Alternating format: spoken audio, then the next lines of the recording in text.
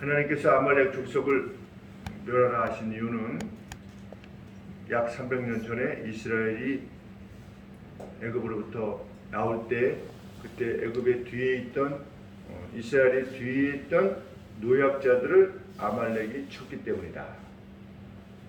그래서 하나님께서는 신명기 25장 17절에서 이스라엘의 부녀자들을 공격하여서 나를 멸시했던 그 죄를 결코 잊지 말고 기회가 주어질 때, 이스라엘의 평안이 주어질 때 반드시 아말렉 족속을 멸하라, 이렇게 명령을 하셨습니다. 그리고 기회를 주신 것입니다. 이제 사울에게 그 기회를 주신 것입니다. 그런데 사울은 하나님의 말씀을 이행했는데 이행하되 일부분만 이해한 겁니다. 하나님의 말씀을 준행하되 부분만 준행하면 그거는 죄라고 하는 것을 알게 됩니다. 죄란 무엇이냐? 하나님의 말씀을 지키되 부족하게 지키는 것, 그것이 죄다.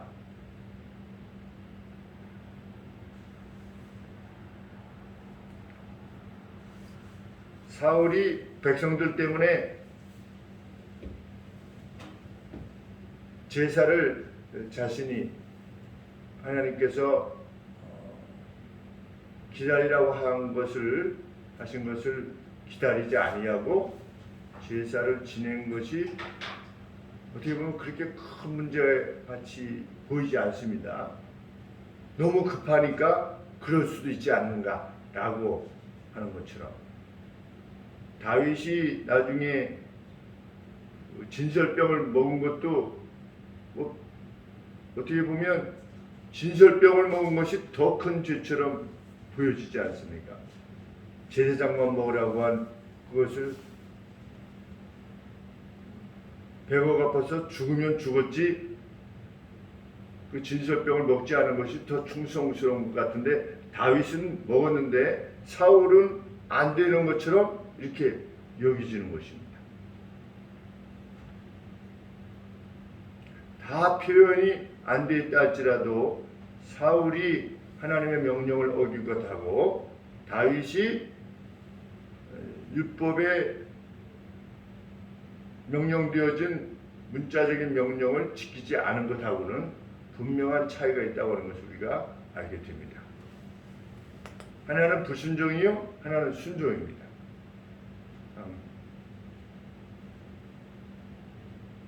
우리 예수님께서 이렇게 말씀하셨습니다. 신령과 진정으로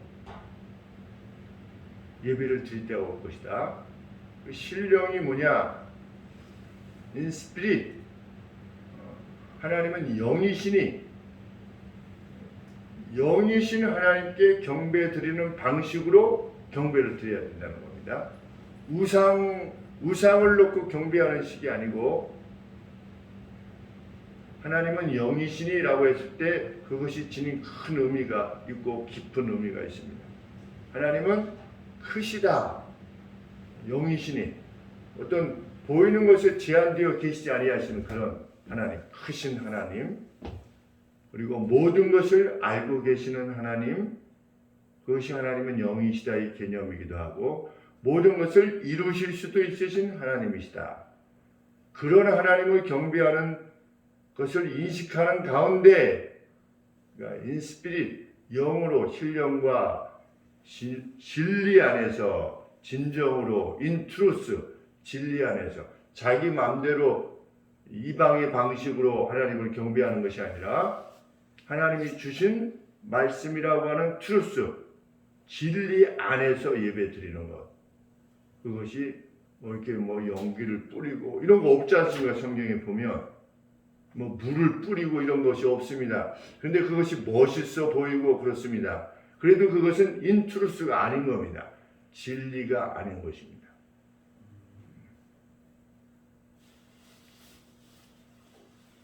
신령과 진정으로 경배 드릴 때가 올 것이다. 그런데 구약 백성들도 이미 신령과 진정으로 예배 드린 것입니다. 구약 백성들도 이미. 누가? 다윗과 같은 인물들은.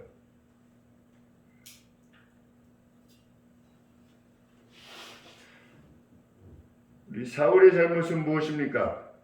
다 진멸하고 아말렉 왕 아각을 남긴 것입니다. 그리고 하나님께 드릴 양과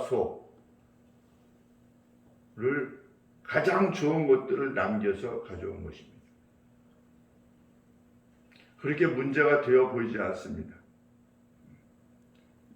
이방 왕에게 긍휼을 좀 베풀고 아각 좀 살려주고 또 제사를 하나님 앞에 가장 좋은 것으로 드리기를 원하는 마음, 그것을 가졌다고 하는 것이 뭐 그리 악한 것인가 이렇게 생각되어지는 겁니다.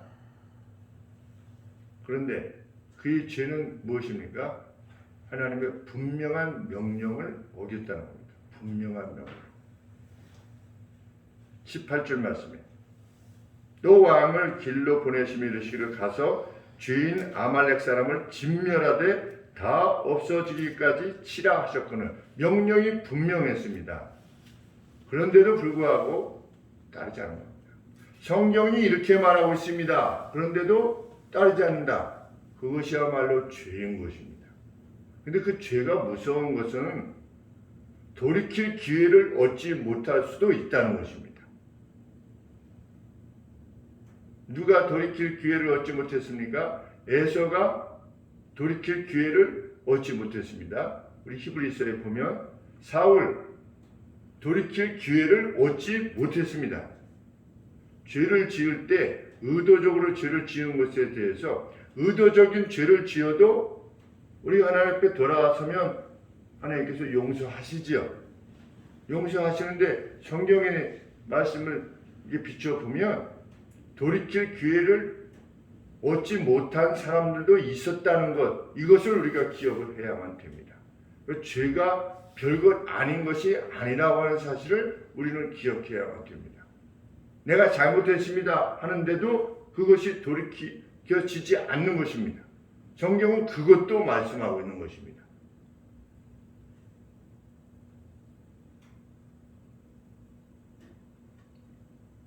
남겨둔 이유에 대해서 뭐라고 언급했습니까? 멸할 것 중에서 가장 좋은 것으로 당신의 하나님 여호와께 제사하려고 양과 소를 취하였노라. 이게 답변했습니다. 9절 말씀에 사울과 백성이 아각과 그 양과 소의 가장 좋은 것 이것을 진멸기를 즐겨 아니하고 가치 없고 낮은 것은 진멸하니라. 이것을 보면 이제 좋은 것들을 가지고 와서 그 중에 일부를 하나님 앞에 제사 지내려고 했었겠죠. 그런데 그 가져온 양과 소의 고기 전부를 하나님 앞에 제사 드리려고 했던 것이 사실이라 할지라도 그 행동은 하나님의 명령을 어기는 것이었다. 순종이 제사보다 낫고 당신이 최고의 고기들을 가지고 하나님께 경배하려고 한다 할지라도 순종이 제사보다 낫고 듣는 것이 수양의 기름보다 최고의 순종하는 것이 하나님의 말씀을 부모님의 말씀을 듣는다라고 할 때 그냥 뭐 듣는 게 아니라 순종한다는 의미 아니겠습니까? 그것이 훨씬 더 나은 것이다. 그러니까 혹 100% 양보해도 사울이 정말 하나님 앞에 경배하기 위해서 그런 마음으로 가져왔다 할지라도 하나님의 명령을 어긴 것은 그것은 죄다라고 하는 사실을 분명히 밝히는 것입니다. 왜? 스스로의 판단이 아말렉을 멸하라고 하는 하나님의 명령보다 더 앞세웠기 때문입니다. 스스로의 판단을, 내 스스로의 판단을 하나님의 명령보다 앞세우는 겁니다. 그게 뭐냐? 그게 죄입니다. 후욕하지 말아라, 욕하지 말아라 이런 말씀 아니겠습니까? 하나님을 믿는 사람은 욕하지 않는 것입니다. 하나님의 사람은 격정에 사로잡히지 않는 겁니다. 그것과 싸워야 되는 겁니다.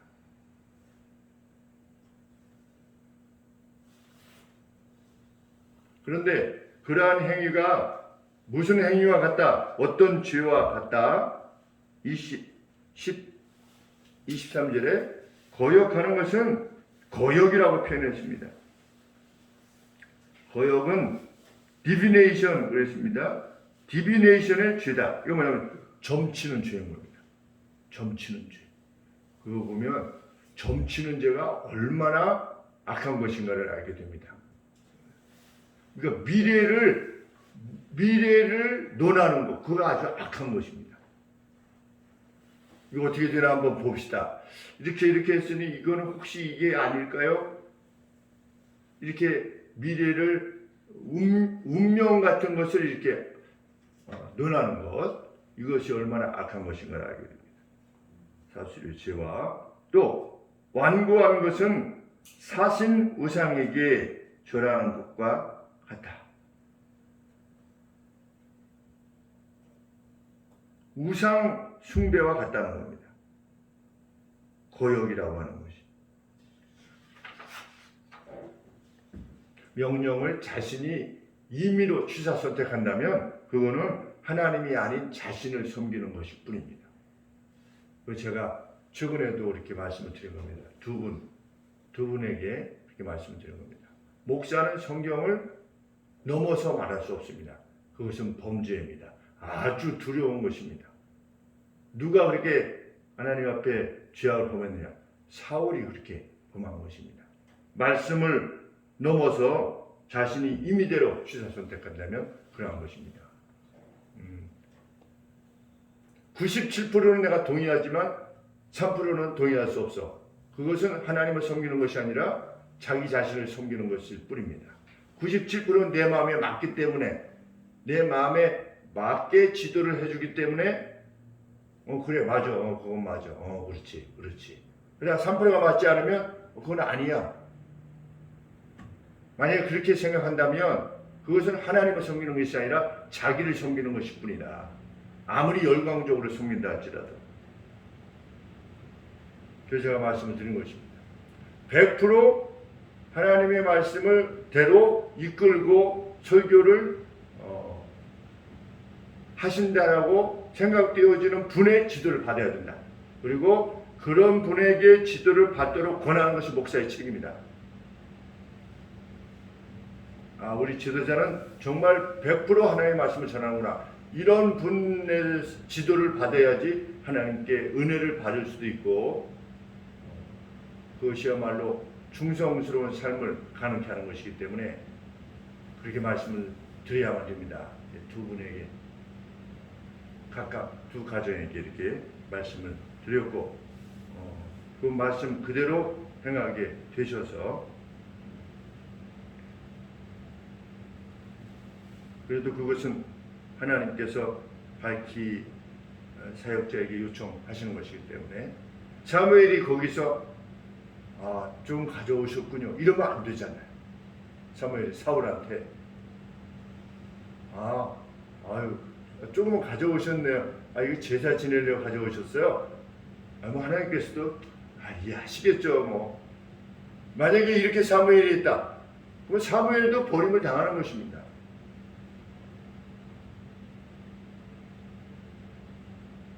우리에게는 하나님의 명령을 따르는 면에 있어서 어느 부분에 자율성이 주어져 있습니다. 그럼에도 그 자유를 방종의 도구로 사용해서는 결코 안 된다고 하는 거예요. 우리 모르드게가 생각나지 않습니까? 이 아각의 후손이었던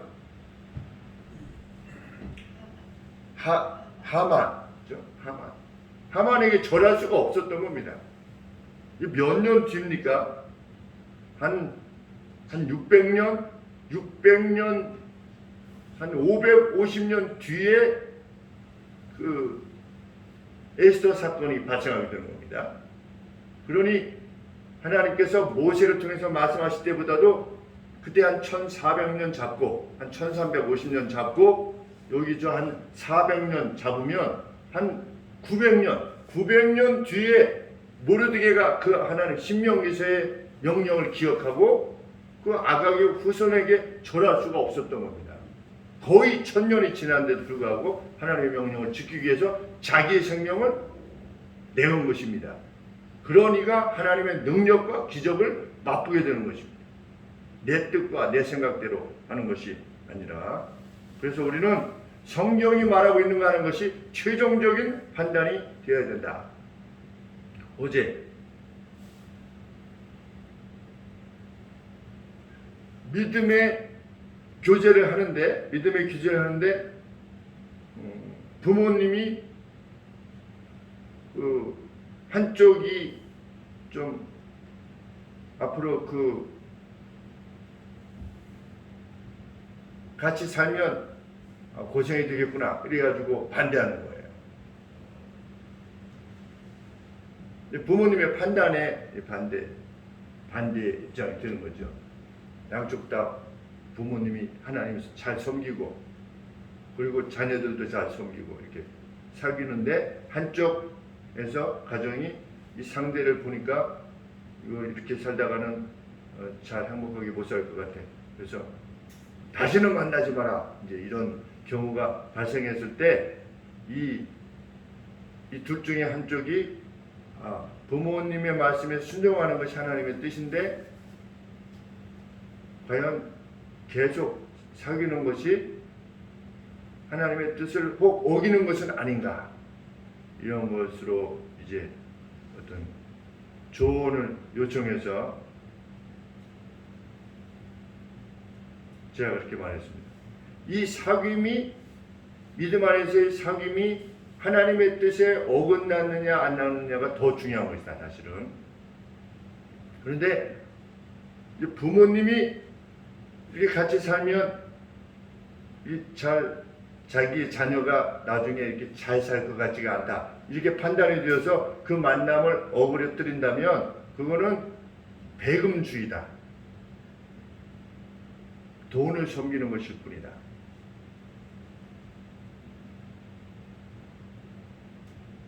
부모님을 순종함에 있어서 무조건적인 순종이 아니라 그 대표적인 예가 무엇입니까?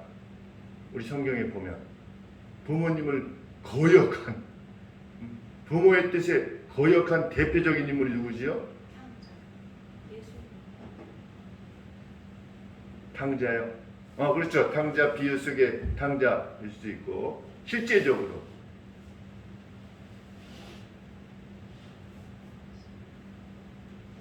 막 창을 던져서 그랬잖아요. 누구죠? 아버지가 막 창을 던져서 이렇게 던지는 신용도 할 정도로 아버지에게 노여움을 끼쳤던 인물. 요나단이죠. 요나단. 아버지의 뜻을 우리가 그냥 보면 정말 불순종한 거죠. 그러면 부모의 뜻이기 때문에 순종해야 된다? 그것이 지평이 되는 것입니까? 아니지요. 자기 생명을 내대면서까지, 아깝게 여기지 않으면서까지 요나단이 다윗을 보호했죠. 왜? 그것이 하나님의 뜻이니까.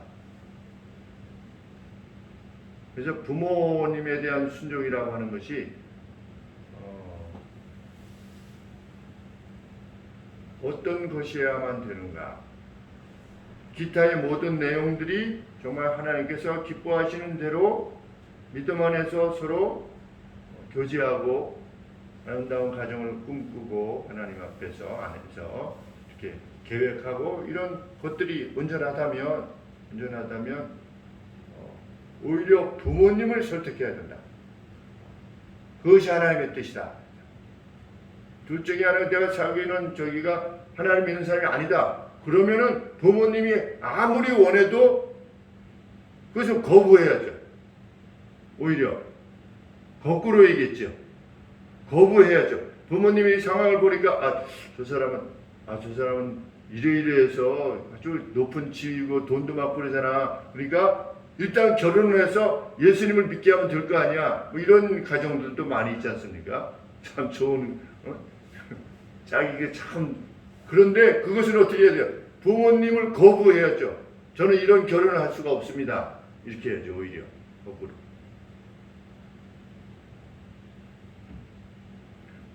성경이 말하고 있는가 하는 것이 최종적 판단해야 된다.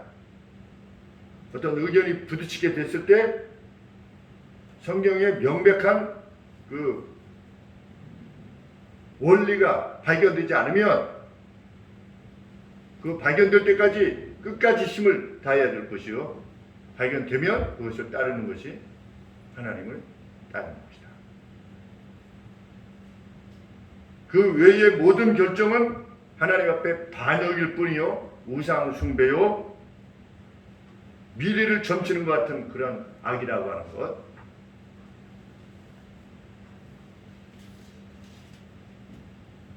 그래서 우리 가은 형제님이 이럴 때는 우리 청지기반 하시면서 이럴 때는 이거 어떻게 해서 해야 될지 잘 모르겠습니다.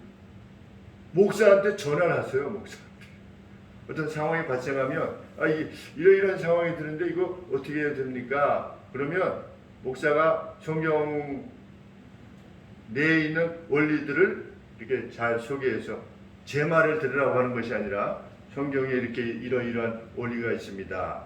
합당하게 행하셨으면 좋겠습니다. 원래는 이렇게 나가야 되는 겁니다. 왜? 구약에 어떤 일을 행할 때 제사장에게 다 묻지 않았습니까? 왜냐하면 제사장이 우림과 둠밈을 통해서 행할 때도 있지만 율법에 대한 이해를 다 지니고 있기 때문에 백성들이 와서 무엇을 논할 때 이것은 율법에 이렇게 말씀하고 있습니다 라고 이렇게 가르쳐줌으로 백성들을 지도한 것이 그 제사장인데, 다윗도 늘 물었고 하나님 앞에 먼저 묻고 어떤 상황이 발생했을 때 그렇게 사는 것이 정말 목사를 세우신 이유요, 우리가 신앙생활하는 길입니다 이렇게 말씀을 드렸는데, 그게 그렇게 해야 되는 것이군요. 그래서 시간이 되시면 저를 집으로 부르세요. 집으로. 제가 그랬어요. 집으로 불러서 그게 신방입니다.